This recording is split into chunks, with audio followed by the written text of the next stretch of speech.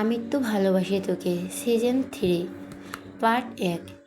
টিমটিমে team মরিচ গাছে হাঁসের ডিম, টিমটিমে টিম বাজারে বেচবো সেই ডিম। এই অদ্ভুত গানটি মনের সুখে গাইতে গাইতে কাঁধে ব্যাগ ঝুলিয়ে টিউশনি যাওয়ার জন্য বাড়ি থেকে বের হচ্ছিল তিধা। ঠিক তখনই আহ বলে চিৎকার দিয়ে মেয়েটি মেঝেতে বসে পড়ল। সামনে তাকিয়ে দেখলো এক জোড়া পা, সেই পায়ে পড়া চকচকে কালো জুতো। এবার তিধা খানিকটা ভুরু কুঁচকে মাথা তুলে আস্তে আস্তে উপরে তাকালো আর মনে মনে ভাবলো, পাপা তো এই সময় বাড়িতে আসার কথা না। তারপর ভাবনা ভেঙে ভালো করে তাকিয়ে দেখলো, ইয়ার লম্বা এক যুবক, কালো শার্ট আর চোখে সানগ্লাস লাগিয়ে কটমট করে এদিকেই তাকিয়ে আছে। তিধা বুঝলো না তার দিকে এভাবে তাকানোর কারণ। সে হাত ঝাড়তে ঝাড়তে মেঝে থেকে উঠে দাঁড়ালো। তারপর যুবকের সামনে হাত দিয়ে তুড়ি বাজিয়ে বলল, এই যে হ্যালো মিস্টার রক্তচোষা বাদর, এভাবে তাকিয়ে আছেন কেন? মনে হচ্ছে চোখ দিয়ে আমার শরীরের রক্ত চুষে খাচ্ছেন। যুবকটি মনে হয় এইবার আর একটু বেশি রেগে গেল। কিছু বলার আগেই তিধা আঙ্গুল নাড়িয়ে নাড়িয়ে আবারও বলল, এভাবে কটমট করে তাকানোর কিছুই নেই। আপনি নিশ্চয়ই ডেলিভারি ম্যান, যা দিতে এসেছেন তা দিয়ে বের হন আমাদের বাড়ি থেকে। যুবকটি ধপ করে তিধার আঙ্গুলটি ধরে ফেলল। তারপর চোয়াল শক্ত করে বলো, জাস্ট শ্যাট আপ। এত বছরে একটু পাল্টাস নেই, আর একটু বাজে কথা বলে থাপড়ে তোর সাদা মূলার মতো চেহারা লাল বানিয়ে ফেলে দেবো। তিধার এমন কর্কশ কথা শুনে ভুরু কুঁচকে তাকালো। তারপর কিছু বলবে এমন সময় তার পেছন থেকে শব্দ ভেসে এলো মালিয়া খানের। আরে আহিয়ান দাদু ভাই! আহিয়ানের নাম কানে আসতেই তিধার চোখ বড় বড় করে সামনে তাকালো। মনে মনে বলল, তাই তো বলি, এই তল্লাটে আর কি আছে যে আমাকে সাদামুলা বলে ডাকবে। তিধা আহিয়ানের কিছু বলবে তার আগেই আহিয়ান তিধাকে কোনো রকম পাত্তা না দিয়ে বাড়ির ভিতরে ঢুকে তার দাদু মালিহা খানকে জড়িয়ে ধরল। মালিয়া খান তো এত বছর পরেও আরিয়ানকে সামনাসামনি দেখে খুশিতে কেঁদে দিলেন। তারপর চোখ মুছতে মুছতে বলেন, কেমন আছিস দাদু ভাই? আর তোর পাপা মামাকে কেন নিয়ে আসলি না? ঠিক তখনই দরজার সামনে থেকে একসাথে কয়েকটা কণ্ঠ ভেসে আসলো। সারপ্রাইজ! মালিয়া খান সেদিকে তাকিয়ে দেখলেন আবির, মেঘ, আহিয়া, আদির বউ রাই এবং তাদের 3 বছরের ছোট্ট মেয়ে আদিবা দাঁড়িয়ে আছে। মালিয়া খান একসাথে ছেলের বউ, নাতি নাতনি সবাইকে দেখে খুশিতে চিৎকার করে বাকি সবাইকে ডাকা শুরু করলো। খুশি তো হওয়ারই কথা। দীর্ঘ 12 বছর আগে খানবাড়ির এই অর্ধেক সদস্য লন্ডনে পাড়ি জমিয়েছিল। তারপর আর সপরিবার সাথে হয়ে ওঠা হয়নি। আদিকে মিমির বিয়ের 1 মাসের মাথায় লন্ডনে পাঠানো হয়। গত কয়েক বছর আগে অবশ্য আদি একবার দেশে ফিরেছিল। শুধু আদি একা নয়, আহিয়ান ও আহিয়াবাদে সবাই এসেছিল আদির বিয়ে উপলক্ষে। মেগাবিরের ছেলে মেয়ে না আসায় খানবাড়ির সকলে অনেক আফসোস করলেও সেদিন খুব বেশি খুশি হয়েছিলেন তিধা খান। তিধা হলো তানভীর বন্যার একমাত্র আদরের মেয়ে। তিধার সাথে আহিয়ার খুব মিষ্টি সম্পর্ক, কিন্তু আহিয়ারের সাথে তিধার সবসময় ঝগড়া ও মারামারি বেশি হয়। তিধা একটু বেশি কথা বলে, যেটা আহিয়ান ও কখনোই পছন্দ ছিল না। তাছাড়া জন্মের পর থেকে সেই 10 বছর খানবাড়ি কাটিয়েছে সে। তিধাকে সুযোগ পেলে থাপ্পড় মারত, তাও তিধা আহিয়ানের সামনে গিয়ে বকবক করত। মালিয়া খানের ডাক শুনে নিচতলা ও দুইতলার সবাই বেরিয়ে এলো। বন্যা তো মেঘকে দেখে খুশিতে জাপটে ধরল। মালিয়া খান, হালিমা খান ও আকলিমা খান আজকে প্রচুর খুশি। অনেক বছর পর আবারও খানবাড়ি পরিপূর্ণ হলো। আবির তার আম্মু, মামুনি ও কাকিয়াকে সালাম করলো। মালিহা খান তো ছেলেকে ধরে কান্নায় ভেঙে পড়লেন।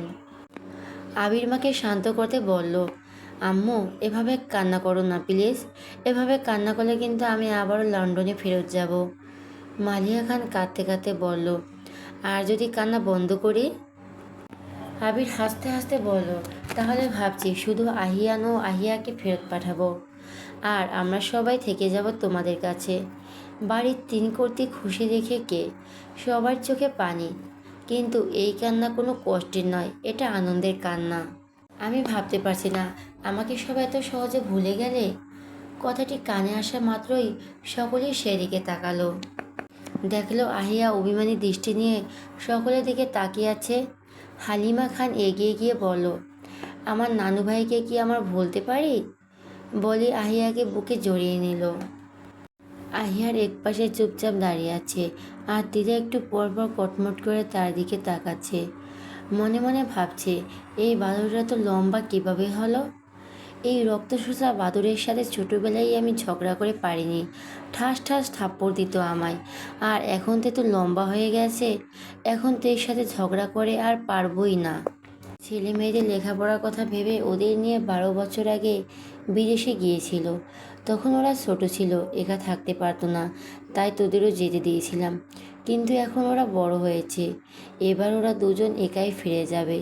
তুই, মেঘ, আদি ও রায়কে এবার আর যেতে দিচ্ছি না।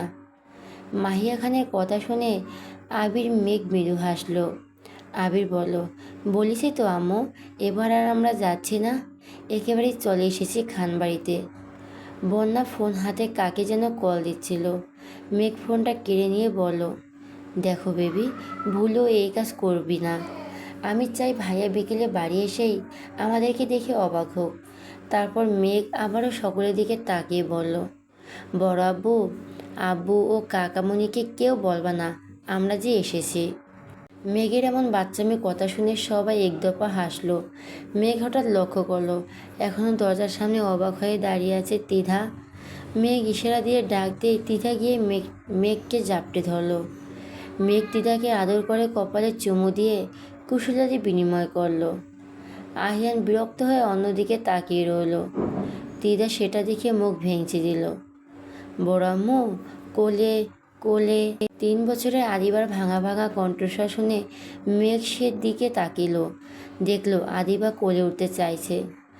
এটা আজ প্রথম দিন নয়, বাইরের দেশে যখন ছিল তখনও যদি দেখতো অন্য কাউকে মেঘ আদর করছে, ঠিক তখনই আদিবা মেঘের কোলে চড়ে বসত।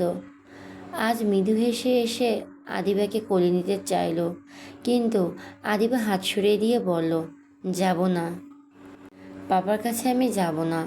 ওর অভিমান দেখে উপস্থিত সকলেই হেসে দিল। রায় এসে বলল, মামার কোলে এসো প্রিন্সেস। কিন্তু আদিবা ওর মায়ের হাতটাও সরিয়ে দিল। মেঘ এসে আদিবাকে কোলে নিয়ে আদর করলো। আদিবা খিলখিলিয়ে হেসে বলল, আমার বড় আম্মু। সবাই আবারও হেসে দিল। মালিহা খান সকলের উদ্দেশ্যে বলল, সবাই রুমে যা, ফ্রেশ হয়ে নিচে আয়, আমি নাস্তার ব্যবস্থা করছি। আবির, মেঘ দ্বিতীয় তলায় তাদের রুমের দিকে গেল। আদি ও রাই আদিবাকে নিয়ে গেল তাদের রুমে। আদির রুম এখনও দ্বিতীয় তলায় শিফট করা হয়েছে। দ্বিতীয় তলায় একটা রুম ঠিক করা হয়েছে আদির জন্য। আহিয়ান বলল, আমি কোন রুমে যাব দাদু? মালিহা খান, হালিমা খান ও আকলিমা খান সজোরে হেসে উঠলেন। হালিমা খান মজা করে বলেন, কেন নানু ভাই, তুমি আমার সাথে থাকবে? আহিয়ার ঠোঁটে মৃদু হাসি রেখা টেনে বলো, তাহলে তো ভালোই হবে, এবারে ছুটিতে নানু ভাইয়ের বিয়ে খাওয়াতে যাব। হালিমা খান চোখ বড় বড় করে বললেন, মানে? আহিয়ান ঠোঁটের দুষ্টু হাসি দিয়ে বলল, তুমি যদি আমার সাথে ঘুমাও তাহলে আমার নানু ভাই তো একা হয়ে যাবে। নানু ভাইয়ের জন্য তো একটা সঙ্গী দরকার, তাই না? এবার হালিমা খান আরিহানকে কান টেনে ধরে বলল, অনেক বড় হয়ে গেছিস তাই না? আহিয়ান, আ আ মেজগিন্নি, ব্যথা পাচ্ছি। এই ঘটনা দেখে তিধা মিটমিট করে হাসলো আর মনে মনে বলল, ঠিক করেছো দাদু, আরেকটু দাও বদমাইশটাকে। মালিয়া খান হেসে বলল, মেজগিন্নিকে পেয়ে তো বড় গিন্নিকে ভুলে গেছিস। আহিয়া হালিমা খানের হাত থেকে নিজের কান ছাড়িয়ে বলল, আমি আমার কোন গিন্নিকে ভুলিনি, বিদেশের মাটিতে 3 গিন্নিকে অনেক মিস করেছি। এবার আকলিমা খান কাছে এসে বলল, কদিন পর বিয়ে করলে তো আমাদের ভুলেই যাবি, তখন সারাক্ষণ ছোট গিন্নির কথায় উঠবে আর বসবে। এবার সকলেই হেসে দিল। দিদা মুখ ভেঙিয়ে আস্তে আস্তে বলল, এই রক্তচোষা বাঁদরকে কে বিয়ে করবে? আর যদিও কেউ বিয়ে করে, সে নিশ্চয়ই কোনো বাদুড়েই হবে। পাশ থেকে আহিয়া বলল, এই দিদা, তুই কি আর মানুষ হবি না? অবশ্য একটা কথা ঠিকই বলেছিস। আহিয়ার পুরো কথা শেষ হওয়ার আগেই তিদা ভাব নিয়ে বলল, আমি সবসময় ঠিকই বলি। বলো আপু। আহিয়া তিদার কপালে একটা টোকা দিয়ে বলল, হ্যাঁ ঠিকই বলেছিস, ভাইয়ের কপালে তোর মতো একটা বাদুড়ি জুটবে। তিদা আহিরার দিকে অবাক চোখে তাকে বলল, আপু তুমি কি আমায় ইনডাইরেক্টলি বাদুড়ি বললে? ওদের কথার মাঝে মাহিয়া খান আহিয়ান ও আহিয়ার উদ্দেশ্যে বলল, তোমরা তৃতীয় তলার রুমে থাকবে। তোমাদের দাদু তোমাদের জন্য তৃতীয় তলার কাজ কমপ্লিট করেছে, যাতে তার নাতি নাতিদের দেশে আসার পর কোনো অসুবিধা না হয়। বন্যা তিদের কান টেনে ধরে বলল, সেটা কি তোমার এখন মনে পড়েছে? তিদা হালকা চিৎকার দিয়ে বলল, আও ব্যথা পাচ্ছি মাম্মাম। বন্যা কানটা একটু জোরে টান দিয়ে বলল, ব্যথা পাওয়ার জন্যই তো দিয়েছি। এবার মেঘ বন্যার হাতে চিমটে কেটে বলল, এই বেবি আমার মেয়েকে ছাড় বলছি, ভাইয়া আসলে আমাকে আজকে তোর নামে নালিশ দেব। বন্যা তিদার কান ছেড়ে বলল, কয়েকদিন যাক তারপর বুঝবি ও কি জিনিস। ওর কথা শুনে সবাই হেসে দিল। এবার আহিয়া এগিয়ে এসে তিদার হাতে গিফট বক্সটি দিল। তিদা তো মহা খুশি, হাসি খুশি মুখ নিয়ে জিজ্ঞাসা করলো, এই গিফট বক্সে কি আছে আপু? আহিয়া বলল, এখন তো বলবো না, রুমে গিয়ে খুলে দেখ। তিধা খুশিতে অধৈর্য ভঙ্গিতে বলল, ঠিক আছে আপু, আমি এক দৌড়ে যাব, আরেক দৌড়ে আবার আসব, মাঝখানে শুধু বই খাতাগুলো রেখে গিফটটা দেখব। আহিয়া হেসে বলল, ঠিক আছে যা, সাবধানে যাস, দৌড়ে পড়িস না। তিধা এবছরে উচ্চ মাধ্যমিক পরীক্ষার্থী, অষ্টদশী কন্যা। আবির, মেঘ, আহিয়ান, আহিয়া, আদি ও মিম যাওয়ার পর বাড়িটা অনেক শূন্য হয়ে গিয়েছিল। ছোট সদস্যদের মধ্যে একমাত্র রয়ে গিয়েছিল তানভীর, বন্যা ও তাদের একমাত্র আদরের মেয়ে তিধা। তিধা সারাক্ষণ পুরো বাড়ি মাতিয়ে রাখে। আলী আহমেদ খান, মোজাম্মেল খান, ইকবাল খান ও তাদের কর্ত্রীদের এই বুড়ো বয়সে একমাত্র খুশির কারণ এই তিধা। তাছাড়া তানভীরের আদরের রাজকন্যা। তিধা জন্মের পর তানভীর ও বন্যা দ্বিতীয় সন্তানের কথা কখনো মাথায় আনেনি। তিধার মতো দুষ্টিমির জন্য বন্যা অনেক সময় শাসন করতে চাইলেও ওর দাদা দাদির জন্য পারে না। ওনাদের একটাই কথা, এই বয়সে মেয়ে একটু চঞ্চল থাকবেই, এতে দোষের কিছু নেই। তাছাড়া তিধা তো বাহিরের কারো সাথে এত দুষ্টামি করে না, লেখাপড়াও করে আর্টস কলেজে, তাহলে সমস্যা কি? বন্যা প্রতিবার ওনাদের যুক্তি শুনে হতাশ হয়। তবে একটা কথা সত্যি, খান বাড়ির সমান কষ্ট হবে এমন কোনো কাজ তিধা কখনই করেননি। বিকেলে স্নিগ্ধ বাতাসে সনসন করে ব্যালকনি দিয়ে রুমে ঢুকেছে। তিধা নিজের রুমের দরজাটি ধাক্কা দিতে লক্ষ্য করলো ভেতরে অন্ধকার। ব্যালকনি দিয়ে আবছা আলো প্রবেশ করছে, সেই আলোতে সব কিছু কিছুটা স্পষ্ট। তিধা গিফট পেয়ে এতটাই খুশি যে রুমের লাইট অন না করে ব্যালকনির দিকে গেল। তাছাড়া গিফট পেতে কার না ভালো লাগে। ব্যালকনিতে ছোট্ট একটা দোলনা রাখা, যার আশেপাশে ছোট ছোট ফুল গাছ। দোলনায় বসে বক্সের রঙিন রেপিং পেপারগুলো ছিঁড়তে লাগলো। দেখলো গিফট বক্সে রয়েছে 5টা গোল গাউন, প্রতিটার কালার এত সুন্দর। তিধা তো এই ড্রেসগুলো পরার লোভ সামলাতেই পারছে না। বক্সের একপাশে চোখ যেতেই লক্ষ্য করলো অনেকগুলো কসমেটিক্স জুয়েলারির সেট এবং অনেকগুলো বিদেশি চকলেট। তিধা খুশিতে নিজেকে আর আটকে রাখতে না পেরে সেখান থেকে একটা লাল ড্রেস হাতে নিল। তারপর মুখে একটা চকলেট পুড়ে দিয়ে ঢুকে গেল ওয়াশরুমের। প্রথমে ভেবেছিল আগের ড্রেসটা পাল্টে নতুন ড্রেসটা ট্রায়াল করে দেখবে। পরে ভাবলো কোচিং থেকে এসে নিজের গায়ে কেমন জানি ধুলো ধুলো লাগছে, তাই তিধা শাওয়ার নেওয়ার সিদ্ধান্ত নিল। দীর্ঘ একটা শাওয়ার নিয়ে বাইরে এসে যখন আয়নার সামনে দাঁড়ালো তখন লক্ষ্য করলো আয়নায় তো তাকে দেখা যাচ্ছে না।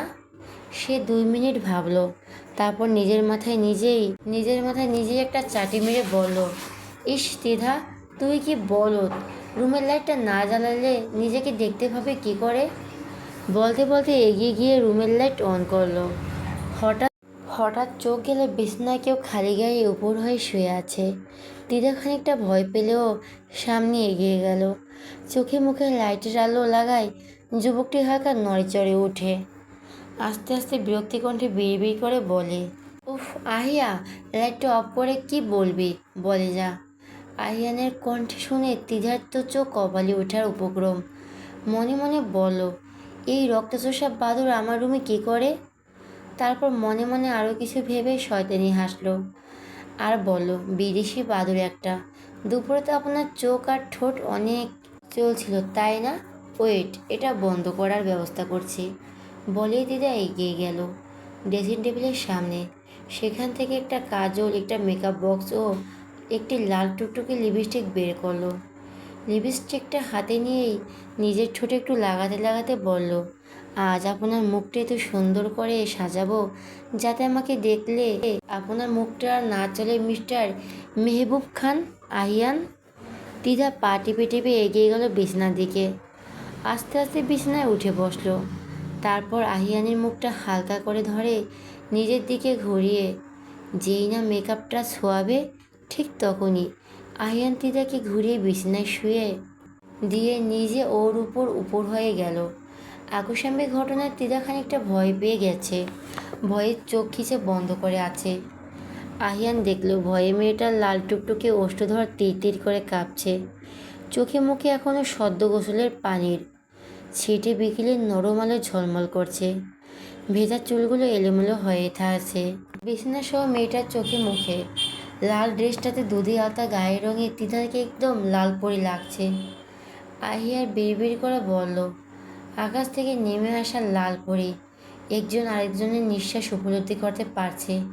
তারা এখন এতটাই কাছে।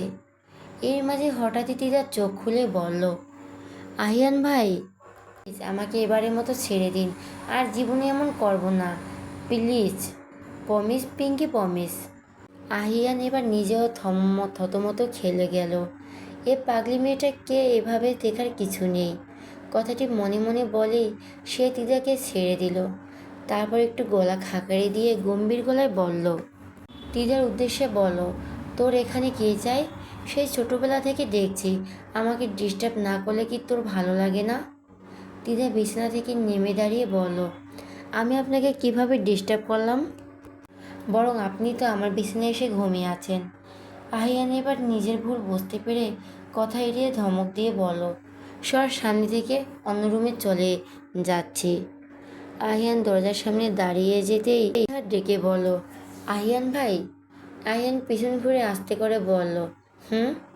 দিদার টুকটুকে লাল গাউনটাকে হাতে ধরে ঘোরাতে ঘোরাতে বলো, আমাকে কেমন লাগছে? আহিয়ান এক নজর তিশার মুখের দিকে তাকে বলল, একদম সাদা মূলা থেকে লাল মূলার মতো লাগছে। দিদার চোখ গোল করে তাকিয়ে বলো, কি? আহিয়ান আর কিছু না বলে বড় বড় পা ফেলে রুম থেকে বেরিয়ে গেল। আর দ্বিধা রাগে জিন্দি হনহন করে ঢুকলো ড্রেস চেঞ্জ করার জন্য ওয়াশরুমে। বিকাল 6টা বাজে। আলী আহমেদ খানের গাড়ি ও তানভীর বাইকের শব্দ একসঙ্গে পাওয়া যাচ্ছে। তানভীর অফিস ছুটির পর একটা জরুরি প্রয়োজনে আব্বু চাচুদের অফিসে গিয়েছিল। সেখান থেকে একেবারে ওনাদের নিয়েই ফিরেছে। বাড়িতে ঢুকতে ঢুকতেই বাড়ির পুরুষেরা ব্যবসায়ীর আলোচনায় ব্যস্ত। তানভীর কলিং বেল বাসাতে গিয়ে লক্ষ্য করল দরজা খোলাই আছে। দরজা এভাবে খোলা দেখে তার মনে একটু সন্দেহ জাগলো। এগিয়ে গেল ভেতরে। সারা বাড়ি অন্ধকার দেখে সে একটু থমকে দাঁড়ালো। ইতিমধ্যে তার পাশে এসে দাঁড়িয়েছে আলী আহমেদ খান, মোজাম্মেল খান ও ইকবাল খান। আলী আহমেদ খান একটু গম্ভীর কণ্ঠে বলেন, বাড়ির লোক সব কই? এই অসময়ে সারা বাড়ির লাইট অফ কেন? তানভীর একটু আশ্বাস দিয়ে বলো, আমি দেখছি বড় আব্বু। বলে তানভীর এগিয়ে গেল লাইটের সুইচের দিকে। Light on. এই মুহূর্তে সারপ্রাইজ। সকলে অবাক হয়ে সেদিকে তাকালেন। দেখলেন আবির, মেঘ, আহিয়ান, আহিয়া, দ্বিধা, আদি, রায় ও আদিবা দাঁড়িয়েছে। তানভীর তো খুশিতে ছুটে গেল আবিরের দিকে, জাপটে ধরে বলো, কেমন আছো ভাইয়া? আবির এতদিন পর ভাইকে দেখে খুশিতে জড়িয়ে ধরে বলো, ভালো আছি, তুই কেমন আছিস? তানভীর, তোমাকে ছাড়া ভালো ছিলাম না এত বছর, কিন্তু এখন বিন্দাস আছি। পাশ থেকে মেঘ কাঁদো কাঁদো মুখে নিয়ে বলল, ভাইয়া তো আমায় ভুলেই গেছে। এবার তানভীর মেঘের কাছে গিয়ে কাঁধ জড়িয়ে ধরে বলল, আমি কি আমার মিষ্টি বোনটাকে ভুলতে পারি? মেঘটা এবার কেড়েই দিল। বলল, কেমন আছো ভাইয়া? তানভীর আরও আহ্লাদে বোনের চোখের পানি মুছে দিয়ে বলল, ভালো আছি বনু, তুই কেমন আছিস? এতদিন ভালো ছিলাম না তোমাদের ছাড়া, এখন ভালো আছি। অন্যদিকে আলী আহমেদ খান, মোজাম্মেল খান ও ইকবাল খান এখনও স্থির হয়ে দাঁড়িয়ে আছে। তারা যেন নিজের চোখকেও বিশ্বাস করতে পারছে না। আহিয়ান ও আহিয়া এগিয়ে গেল সেদিকে, ওনাদের সালাম করে দোয়া নিল। আবির এগিয়ে গিয়ে বাবাকে সালাম করে বুকে জড়িয়ে ধরল। আলী আহমেদ খান এত বছর পর ছেলেকে কাছে পেয়ে হয়তো কিছুটা আবেগী হয়ে উঠলেন। আবিরের কপালে চুমু দিয়ে বলল, এই বৃদ্ধ বাবা মাকে ছেড়ে আর যাস না বাপ, শেষ বয়সে তোদের সবাইকে নিয়ে একসাথে থাকতে চাই। আবির বাবাকে আরেকবার জড়িয়ে ধরে বলল, যাব না আব্বু, আর কোথাও যাব না তোমাদের ছেড়ে। এদিকে মেঘ, আদি ও রাই এসে বাড়ির তিন কর্তাকে সালাম করলো। আদি ইকবাল খানকে জড়িয়ে ধরে বলল, আব্বু, আমি লন্ডনের চাকরিটা থেকে রিজাইন নিয়েছি, এখন থেকে তোমাদের সাথে দেশেই থাকবো, তোমাদের ব্যবসা সামলাবো ভাইয়ার সাথে। ইকবাল খানের চোখ খুশিতে চকচক করে উঠল।